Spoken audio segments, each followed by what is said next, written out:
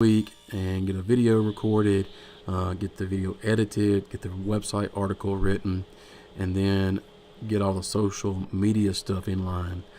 But for this week, I want to try something a little bit different. I want to work on 3 different projects, and I want to start and finish them in one day.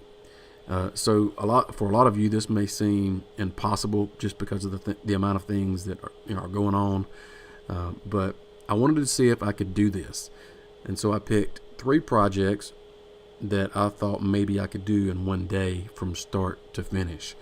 So those projects are ingrain coasters, a slimline pen, and then also a wooden doormat.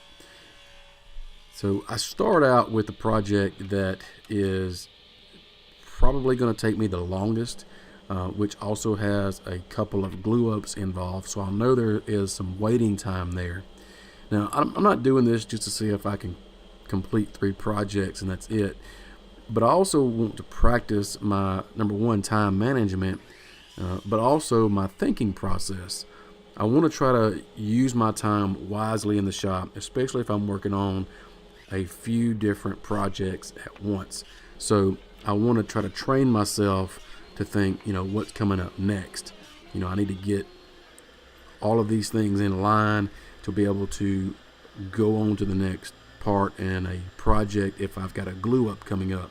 So in this instance, and just a few minutes ago, you saw me gluing up what is going to be some ingrain coasters. Now that is drying at the moment while I'm working on something else. And so that's the kind of thing that I'm talking about.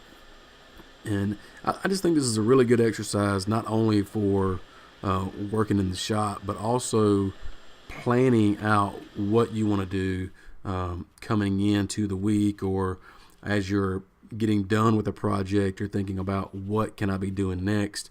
So you may not necessarily be working on something physically, multiple things at once, but you may have a lot of things going on mentally that you need to get done. And I still think the same principles apply. I know my narrative here is a little bit different than the normal video, but if you are interested in seeing or learning how to make each one of these things that I'm making today, the ingrain coasters, the wooden doormat, or the pen, I've got a website article. There's a link down in the description of this video that you can follow and read that article, and I go into step-by-step how to create these 3 things. So if you're interested in that, check out the article. But if you're interested in this experiment that I'm doing, I'd love to hear how you deal with working on multiple projects. How do you deal with mishaps or missing deadlines? How do you compensate for those things? So just curious. I'd love to hear about it.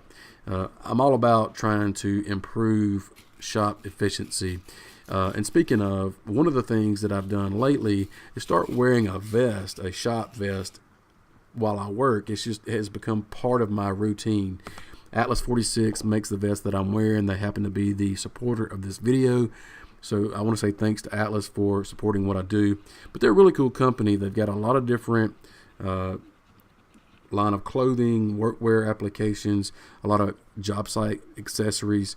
So they really do have a lot to choose from. They even make kids stuff, like the vest that I'm wearing. My kids have the same vest that I have, so it's kind of cool when we're all in here together. So if you're interested in Atlas 46, check out the link in the description. Also, I have a video that I made on the same exact vest that I'm wearing. Did a video on that, and you can find that link and more links to Atlas in the website article. So I want to encourage you to check them out. So now that I'm getting more towards the end of the projects, like I'm going to start working on this pen because I have put the ingrain coasters in their final glue up stage, and so now that's drying while I'm working on the pen. The doormat is complete, and so that's done, and so now I can try to have fun with this pen and just really just take time to let the glue dry on the ingrain coasters. So I'm kind of, if you will, unwinding, I guess you can say. Working on the lathe to me is kind of like just therapy.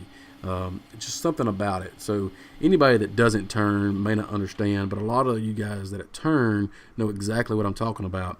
So this kind of project works well towards the end of the project. For me anyway, or toward the end of the day, because it just fits. So now that the coasters are all dry, I can start working on that.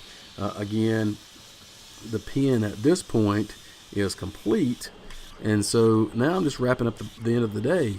And really, I've learned a lot in this process or this experiment, because I've learned to, number one, I've learned to, I'm not saying that I've mastered it, but I have learned that I need to manage my time a little better. And the different things that I'm working on, like glue ups or whatever I'm doing at the assembly table, why not have everything there that I need to complete that particular task that I'm doing, instead of running around the shop. And that's one thing that the vest has done for me. I have a lot of the different things that I need right there on me, on my vest. And so that's why it's become part of my routine in the shop. So getting down to the end of this day, I'm putting the pen together and I'm going to be done. So it really has been a good exercise for me to do this. I really want to encourage you guys to do it. If you guys take me up on this, tweet me, get on Facebook, send me a message, leave me a comment down in this video, and let me know that you're going to do this for yourself. And I want to hear about it and see how well you do and the things that you learn. But also, I want to tell you to, if you don't mind, please subscribing to my channel, so you don't miss any future videos, and check out the link in the description for the website article. Be sure to sign up for my newsletter and check out all the other articles that I've got over there. I've got some great plans as well, so check those out. And as always, thanks for watching, and we'll see you next time. See ya.